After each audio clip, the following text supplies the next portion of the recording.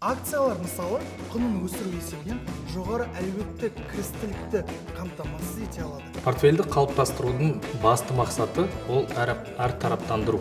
Инвестициялау тәсілін мұқият оқысаңыз, онда пайда болады. Сәлеметсіз бе, Бекзат? Бұл банктың қауіпсіздік қызметі.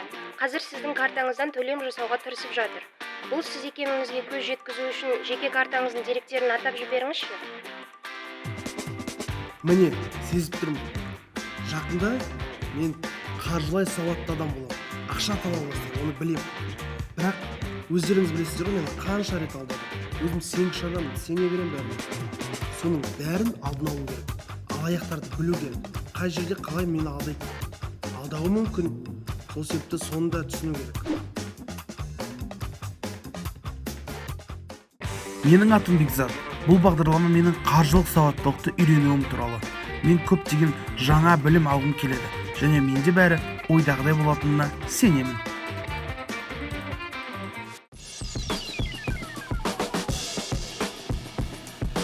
Алаяқтық деген негізі бұл өте мысалы оған сеніп қалуың да мүмкін, оған алаяқ екенін білмеуің де мүмкін, өте анандай қиын анықталатын қылмыстардың бірі деп айтуға болады.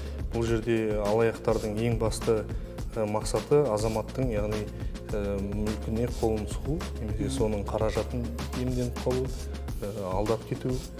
Осы бағытта қылмыстарын жүзеге асырады. Қазіргі таңда алаяқтар олар қылмыстарын жасау үшін ешқандай да бір кедергі келтірмейді оларға, өйткені азаматтың ақшасын, қаражатын біле тұра, олар қандай да бір құйтыртқы әрекеттерге барып қылмыстарын іске асырып жатады. Жалпы алаяқтық Қазақстан Республикасының қылмыстық кодексінің 190-шы бабында алаяқтық деген бабында көрсетілген. Бұл ең максималды жауапкершілік, бұл бап бойынша 7 жылдан 12 жылға дейін бас бостандығынан айыру жазасы қарастырылған. Жалпы алаяқтыққа келетін болсақ, ең біріншіден бұл алаяқтар деген кім, оның картинасын біліп алу керек. Ең біріншіден алаяқтар ол 25 жастан 60 жас аралығындағы мүмкін Қазақстан азаматы, оның экономикалық білімі болуы мүмкін, егер қаржы саласында жасап жатқан алаяқтар болатын болса. Және олар сол салада бұрын қызмет етіп кеткен азаматтар болуы мүмкін. Мысалы, банк саласы болса, банктың бұрынғы қызметкері болуы мүмкін. Немесе басқа да салада болса, сол салада істеп кеткен азаматтар болуы мүмкін. Сондықтан кейбір азаматтар болады, сол жерде жұмыс істеп жүрмін деп өзін таныстырады да, сол азаматтарға мысалы банктан кредит несие алып бермекші болады. Немесе басқа салада мен сол жердің қызметкерімін, маған сенсең, мен мына мемлекеттік бағдарламадан саған пәтер алып шығып беремін деп айтуы мүмкін. Мысалы, осындай, мысалы мен мынандай автокөлік сататын мекемеде істеймін, бұл жерде арзан процентпен саған автокөлік алып беремін деп. Сонда азаматтар бұларға сенеді, неге? Өйткені бұлар именно сол саланың терминімен сөйлеп, оларға сол салада жұмыс істеп жатқанын кездестіру мүмкін. Алаяқтар ол іс-әрекетін сендіру үшін азаматпен сол мекеменің алдында да кездесу мүмкін. Мысалы, сіз банктен несие алғыңыз келетін болса, сізге төмен процентпен несие алып берем, кейін 1-2 ай төлейсің да, 1-2 айдан кейін төлемеуге болады деп, мысалы, сізді сендіреді. Ал шындығына келген кезде ол азамат ол жерде жұмыс істемейді. Сіздің кредит алғаннан кейін ол кредитіңіздің жартысын бөлісіп, өзі басқа жолмен кетіп қалады, сіз басқа жолмен, ал банкта сіздің несиеңіз қалады. Оның бәрін ай сайын өзіңіз төлеп отырасыз. Ал олардың алаяқтардың оған түсіндіретін себебі, сізге осы банкта мен қызмет етемін, менің достарым да жоғарғы менеджментте, яғни қызмет етеді. Біз сізді 1-2 айдан кейін кредитіңнен алып тастаймыз деп айту мүмкін. Және кездесуді сол банктың алдында өткізу мүмкін. Сіз оған сенесіз, өйткені ол банктан шығып тұр, және банктың қызметкері екенін сеніп тұрасыз. Ал шындығына келгенде сіздер екеуіңіз екі жақтан келгенсіздер, және ол сіздің сеніміңізге қиянат жасап, осындай алаяқтық іс-шараларын жасауы мүмкін. Интернет алаяқтықтың тәсілдері өте көп. Қылмыскерлер әлеуметтік инженерия әдістерінде ақша алуға не дербес деректерді алуға бағытталған технологиялық қулықтарды да пайдалануда. Ақша қаражатын ұрлау үшін олар ең алдымен аккаунттар мен шоттарға қол жеткізгісі келеді. Мысалы, алаяқтар көбіне өздерінің нақты телефон нөмірлерін жасыратын арнайы бағдарламалық қамтылымды пайдаланады. Сондықтан да телефоныңызды сізге таныс банктың нөмірі көрінгенмен, ол сөзсіз сенім білдіру керек деген сөз емес. Сондықтан алаяқтар сіздің деректеріңізді қандай жолдармен ала алатындығын нақты білу керек. Сіз жаңа айта кеттіңіз, кейбіреулер экономикалық мысалы білімі болуы мүмкін деп сол терминмен сөйлейді. Әрине оған сенесің, өйткені ол адам сөйтіп сөйлеп тұрғаннан кейін. Енді алаяқ болғасын, ол бірінші мақсаты ол енді қаржыны көздейді ғой, адамның ақшасын алып кетуге. Енді қаржы саласында қай салаларында кездесуі мүмкін алаяқтар? Қаржы саласында алаяқтар көбінесе енді бұл үлкен қаржылық операциялар болатын жерде, мынау мүлік алатын жерде кездесуі мүмкін, жылжымалы мүлік немесе автокөліктер сатып алатын кезде, бұл мынау қаржылық пирамидалар кезінде де бұндай алаяқтар, яғни олардың ең басты несі азаматтарды алдау болып табылады. Сондықтан әрбір экономиканың секторында қай жерде қаражат бар, азаматтар сол салада алдап кетуі де мүмкін. Сондықтан әрбір біздің азаматтарға шақыратынымыз бұл ең біріншіден алаяқтарға кездеспеу үшін мамандармен ақылдасу керек, және ең бірінші айтатын кететініміз көбінесе құжаттарды мысалы басқа да сол мекеменің өзінде емес, басқа сырт жақта қол қоюға құжаттарды шақырады. Бұның өзі алаяқтықтың бір принциптері болып табылады. Мысалы сізге айту мүмкін, қазір мекеменің ішіне кірмей қойып, осы автокөлігіміздің ішінде қол қоя сал, қалған құжаттарды мен өзім ары қарай барып реттеймін деп. Мысалы бұның бәрі алаяқтықтың бір белгісі.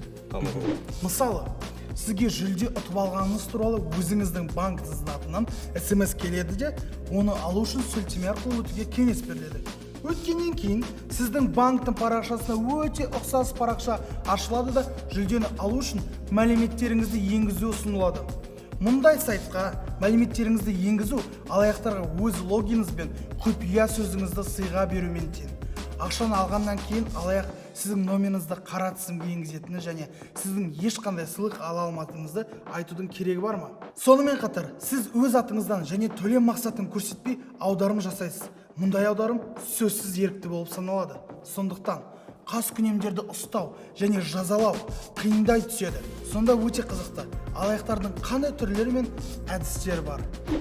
Енді мысалы жаңа қаржы пирамидасы деп айттыңыз, кейбір алаяқтар болады, несиені мысалы адамның үстіне рәсімдеуі мүмкін, адамның өзі білмеуі мүмкін, бірақ оның үстіне несиені рәсімдеу, қол қоя салады жаңағы автокөлікте деген сияқты. Енді мені қызықтыратын сұрақ, егер де біздің кейбір алаяқтар біздің атымызға несиені рәсімдей алса, олар біз туралы жеке ақпаратты қайдан ала алады? Мысалы жеке ақпарат. Менің мекен-жайым, немесе ЖСН деп атамыз, тағысын тағы. CVV код деген сияқты. Соны қайдан біліп жатады? Енді біріншіден қараңыз, алаяқтар ең басында алаяқтық өзінің қылмысын бастамақ бұрын ең біріншіден сізді олар анализировать етеді. Мысалы, сіз қандай азаматсыз? Бұл азаматтың тұрғылықты жері қай жерде? Бұл азамат төлеуге мүмкіндігі бар ма ақшаны? Бұл азаматтың артқы кредиттік тарихы дейді. Сіздің кредиттік тарихыңызды банктар арқылы тексеріп алу мүмкін. Мысалы, сізге банк несие бере ме, бермей ме, соны да білу мүмкін. Бұның бәрі біріншіден сіздің жеке ақпаратыңызды олар ала тұра. Мысалы, бір жерде болмасын, бір жерде сіздің әлеуметтік желіде болмасын, немесе басқа бір қазір қай бір бизнес-центрге кірмесеңіз де сіздің жеке куәлігіңіздің нөмірінде бәрін жазып алып қойған. Сондықтан бұның бәріне қай жерде болмасын сіз тастап кетуіңіз мүмкін. Бір жерде мүмкін сіз бір сұхбатқа барасыз да, сіз резюме толтырасыз. Сол резюме толтырған кезде өзіңіздің жеке нелеріңізді тастап кетесіз, ақпаратыңызды. Яғни алаяқтар сіз туралы ақпаратты алдын ала бірінші талдау жасайды, кейіннен ғана олар өздерінің қылмыстарына көшеді. Олар мысалы ол қылмысы толығымен орындалу үшін барлық ақпаратты қолдарында болу керек, және сізді сол қылмысқа жасау үшін сендіру керек. Алаяқтықтың өте күрделі әдісі құқық қорғау органдары болып қоңырау шалу. Мысалы, алаяқтар сіздің досыңыз адамды қағып кетті, немесе біреуді ұрды, немесе террористік ұйымға мүше, немесе ауыр есірткі таратты деп хабарлайды. Қандай да бір ақшалай сома мәселені шеше алады. Бір жағынан әсер ету үшін жеткілікті қомақты сомада, екінші жағынан оны тез төлеуге болмайтындай да көп те емес. Осы сәтте сұрақ қоя бастаған дұрыс. Күдікті қай полиция бөлімшесінде? Оған қандай бапқа қатысты айып тағылған? Әрекет қашан жасалды? Адвокаттың көмегі бар ма? Және ол адвокаттың аты жөні? Ешқандай жағдайда да дүрбелеңге түспеу керек. Оның үстіне ақшаны бейтаныс адамға бермеу керек, оның шотына аудармау керек.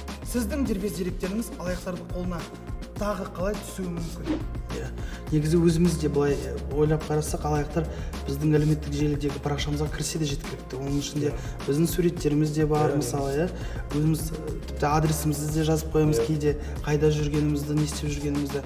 Енді оның бәрі түсінікті, түрлі базадан да сатып алу мүмкін, ұрлап алу мүмкін.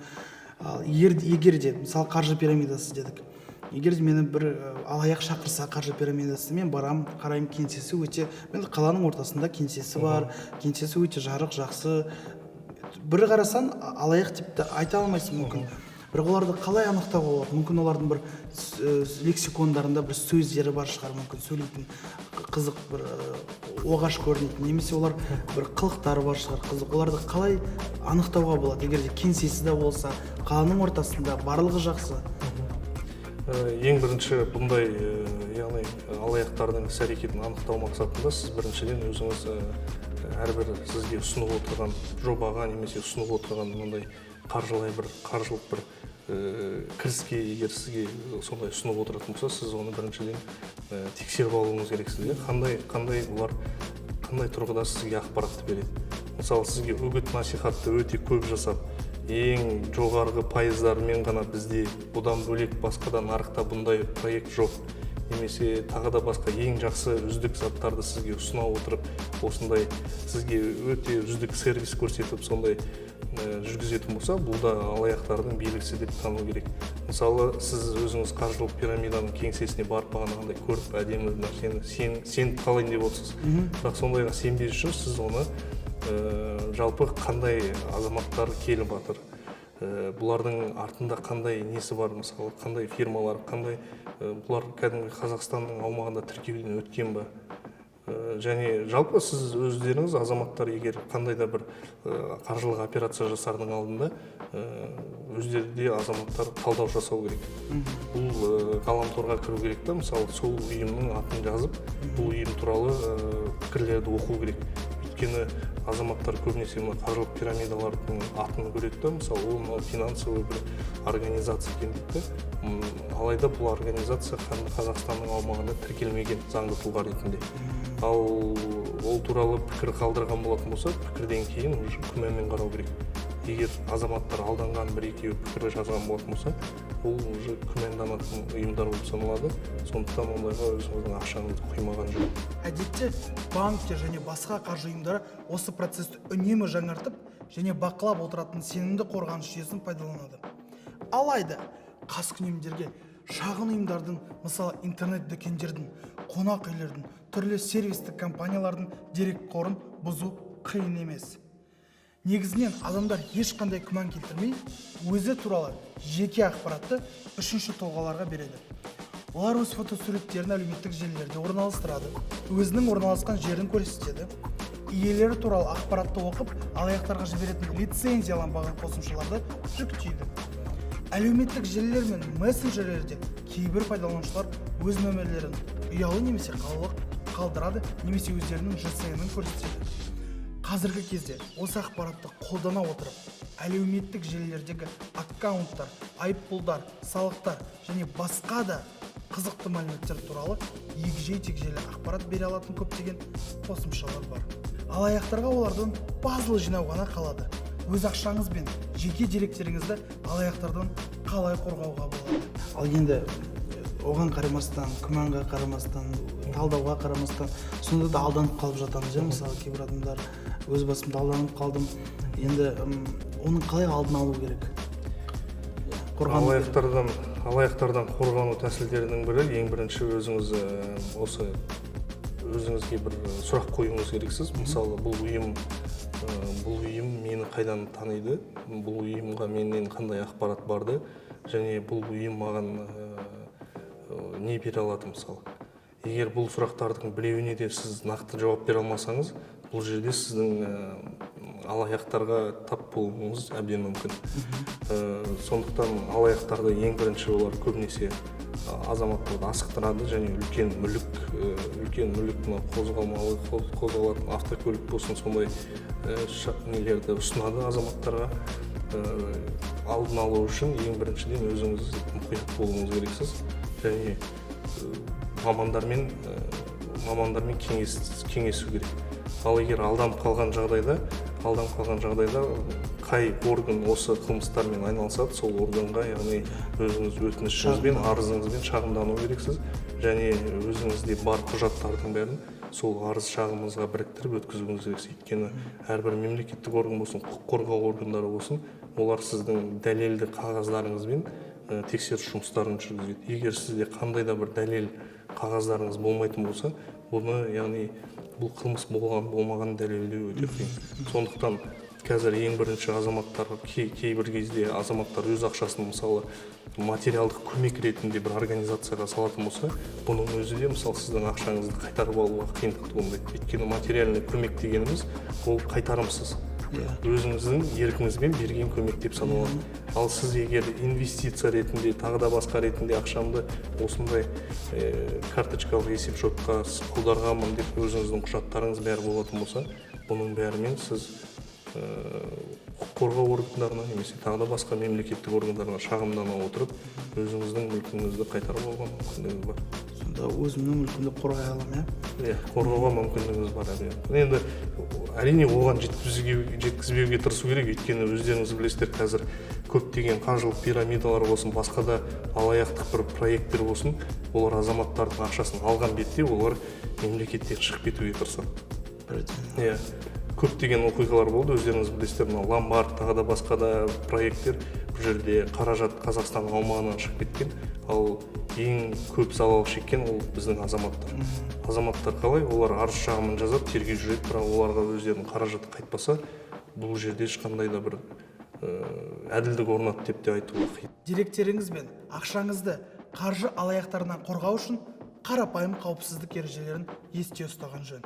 Біріншіден, ешқашан ешкімге құпия сөздерді, логиндерді, кодтарды және басқа да жеке деректерді хабарламаңыз. Жеке басты куәландыратын құжатты ешкімге бермеңіз. Электрондық поштаға келген хаттардағы сілтемелерге өтпеңіз. Оларды дереу бұғаттаған дұрыс. Егер сізге банк менеджері қоңырау шалса, мәліметтерді нақтылау үшін банктың кол орталығына қоңырау шалыңыз. Мобильдік банктық қосымшамада, сондай-ақ пошта мен әлеуметтік желілердегі аккаунттар үшін күрделі құпия сөздерді пайдаланыңыз. Есіңізде болсын, қауіпсіз болу үшін сіз өзіңізді қорғай білуіңіз керек.